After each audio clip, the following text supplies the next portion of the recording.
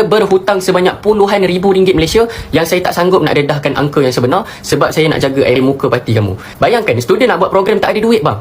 Lepas tu tiba-tiba kamu kata, oh masalah ini dibawa oleh zaman sebelum itu lagi. Salah pendaulat juga. Kamu ni tak tahu ke buat-buat tak tahu? Yang KM UKM sebelum itu, di era saudari Maria Maswan, telah pun meninggalkan lebihan surplus sebanyak RM300,000 dana untuk diuruskan oleh kerajaan kamu. Tapi mana pergi duit tersebut? Bajet tahunan dapat daripada hasil yuran pelajar. Dana tambahan lagi dapat pun boleh berlaku defisit kewangan sebab kegagalan tadbir urus kewangan. Allah Subhanahu Wa Taala telah pun menyebut dalam surah Al-Baqarah ayat 282, ayat paling panjang dalam Al-Quran mengenai hutang. Allah Subhanahu Wa Taala juga telah menyebut dalam surah Al-Anfal ayat 27 mengenai pengkhianatan pemimpin terhadap amanah yang telah pun diberikan. Mana pergi amalan maqasid syariah? Mana pergi amalan hifzul mal? Mana pergi amalan hifzul akal yang diperjuangkan oleh parti kamu? Ini yang saya kata tadi, sembang berdegar-degar tetapi faktanya tiada. Yang saya sangat kecewa adalah kamu adalah antara individu dalam parti yang bertanggungjawab dalam masalah